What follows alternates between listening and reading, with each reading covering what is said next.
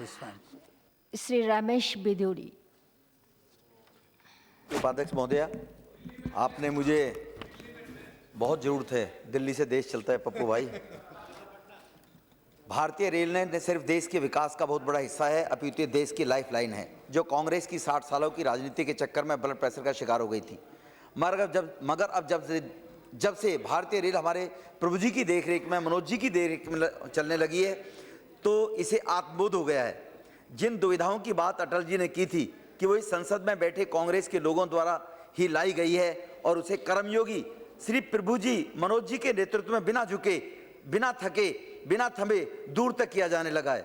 अध्यक्षा जी, पिछले 1 वर्ष में भारतीय रेलवे में जो बदलाव आए हैं वो आज हमें नहीं बल्कि आम जनता को भी दिखाई दे रहे हैं। अगर मैं पिछले साल की भारतीय रेल की उपलब्धियों को संक्षेप में कहूं तो इसे बस कहा जा सकता है कि रेलवे ट्रांसफॉर्म हो गई है।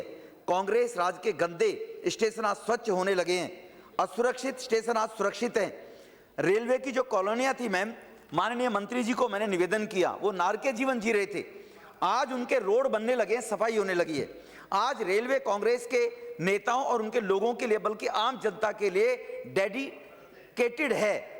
कॉम्प्लेक्स रेलवे प्रॉब्लम के स्मार्ट सॉल्यूशन है।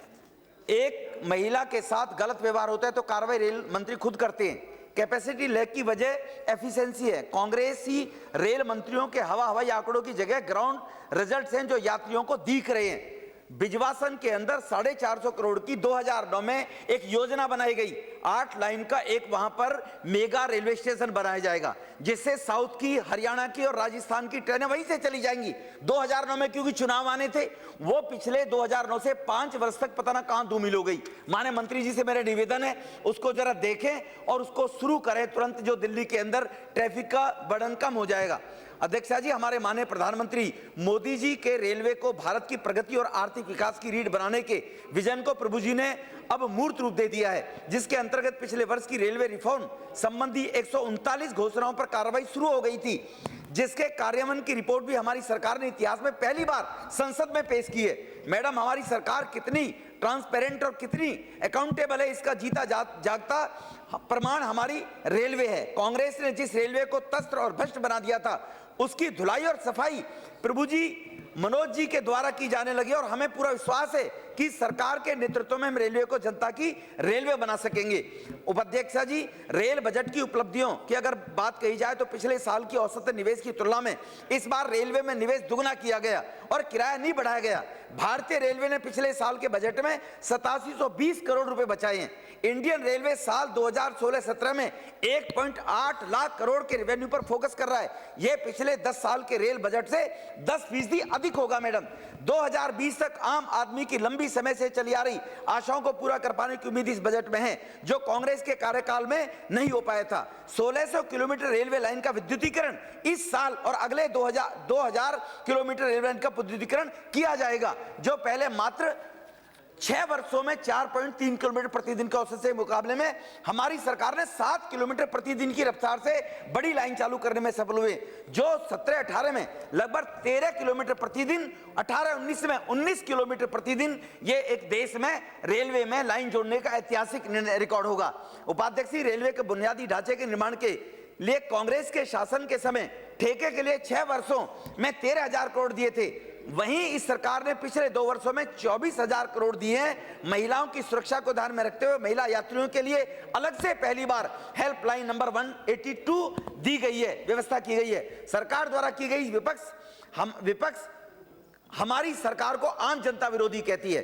इस बार आम लोगों के लिए अंत्योदय एक्सप्रेस की जो पूरी तरह अनरिजर्व्ड होगी, टिकट कैंसिल कराने के लिए 139 शुरू किया गया है महिलाओं के लिए, जिससे एक गरीब से गरीब आदमी भी घर बैठे अपना टिकट कैंसिल करा सकेगा। रेलवे को स्मार्ट बनाने के लिए 400 से अधिक स्टेशन पर वाईफाई की सुविधा, अभी मैम बोल रही थी, यात्रियों की समस्या को देखते हुए ट्रेनों के डिब्बों में जीपीएस बेस्ड डिस्प्ले लगाए जाएंगे। इसके जरिए यात्रियों को आने वाले स्टेशन की जानकारी मिल जाएगी। उपाध्यक्षा जी, मैं अंत में कहना चाहूंगा, रेल बजट के बाद विपक्षी पार्टियों के नेताओं के व्यूज पढ़े, जिसमें मुझे सबसे ज्यादा हंसी माननीय पूर्व रेल मंत्री नीतीश कुमार जी की बातों पे आई।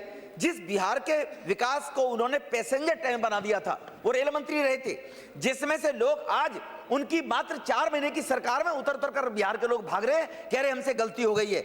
जिसमें से लोग उतरकर प्रदेश छोड़ने को भागे। अगर वो लोग इतने बढ़िया एफिशिएंट थे तो काहे को लोग बिहार को छोड़कर महानगर तरफ माँ बाप को छोड़कर भागे थे। वो बिहार के मुख्यमंत्री जिन्होंने 2013 से अभी तक बस बहानेबाजी की राजनीति की है, वो आज रेल के विकास पर सवाल उठा रहे हैं। मैम, ये वो समझते हैं कि रेल का कितना विकास हुआ है जो लोग इस देश की प्रगति के बारे में जान रहे हैं। अगर वो नहीं समझ पाए तो पटना रेलवे स्टेशन पर नीतीश जी को जाकर देखना चाहिए कि वहां की स्थिति कैसी है। उनके लिए जनता से पूछे। नीतीश कुमार और पार्टी ने जिनको बाहरी बोला था, उसी बाहरी लोगों ने बिहार राज्य के हिस्से को रेल बजट में 3100 करोड़ रुपया दिया है। पूरा देश समझ रहा है कि रिमोट कंट्रोल किसके पास है और देश का विकास कौन कर रहा है। उपाध्यक्षा जी, इसी प्रकार से दिल्ली के अंदर, मैं माननीय मंत्री जी बैठे हुए हैं, 5 रेलवे स्टेशन पड़ते हैं साउथ दिल्ली पार्लियामेंट के अंदर। जो शाहबाद है वहां पर एक अंडरब्रिज, द्वारका को जोड़ने वाला, वहां पर लोगों को 3 किलोमीटर घूमकर आना पड़ता है। माननीय मंत्री जी, एक बार अगर ध्यान रखेंगे आप, और अंडरब्रिज वहां पर बन जाए द्वारका के लोगों के लिए। और एक तुगलकाबाद, ओखला और पालम, ये रेलवे स्टेशन है जिनमें सफाई की व्यवस्था, जो अभी मैम बोल रही थी टॉयलेटों की व्यवस्था, देखिए मैम, मेरे पास पुराने फोटो हैं कांग्रेस के टाइम के। मैं कांग्रेस के टाइम एज एमएलए मंत्रियों से मिलता था, आने के बाद कहते थे हमारे पास पैसा ही नहीं है, कॉलोनी में विकास नहीं होगा, टॉयलेट बनेंगे नहीं। आज मैं मैडम को बताना चाहता हूं, Tughlakabad railway station, Okhla railway station, उनके टॉयलेट को जाकर देखिए, 1 वर्ष में सुधरे हैं। आप इंस्पेक्शन कर अगर बताएंगे तो जो विकास का कार्य हमारे मंत्रियों ने किया है, वो पिछले 60 वर्ष में रेल को लोग ऐसे समझते थे जैसे कूड़ेदान है, रेल में सवारी करना, अपने आप को, अपने किस्मत को कोसते थे। आज जो विकास का कार्य हुआ है, और सबका साथ सबका विकास, ये जो पूर्ण रूप से काम हमारी सरकार कर रही है, जो मैंने उपलब्धियां गिनाई है, मैं इस संसद को आपके माध्यम से बताना चाहूंगा कि श्री नरेंद्र मोदी जी जैसा जननायक प्रधानमंत्री जो हमें मिला है, उसी तरह देश को प्रभु जी और मनोज जी जैसे रेल मंत्री के रूप में हमें मिले, सबसे स्मार्ट रेलवे मिनिस्टर भी मिले हैं, जिन्होंने कांग्रेस के विकास न होने देने की भरपूर कोशिशों की वजह भी बावजूद भी इस देश की रेलवे को न सिर्फ मजबूती प्रदान की है, बल्कि उसे स्मार्ट और सस्टेनेबल बनाया है। मैं मोदी जी का, माने प्रभु जी, मनोज जी का और तमाम एनडीए सरकार का अभिनंदन करना चाहूंगा, जिन्होंने देश को नई उम्मीद की किरण दी है और ये साबित किया कि इस देश में सबका साथ सबका विकास ही सार्थक सत्य है। बहुत बहुत धन्यवाद, आपने मुझे बोलने का मौका दिया।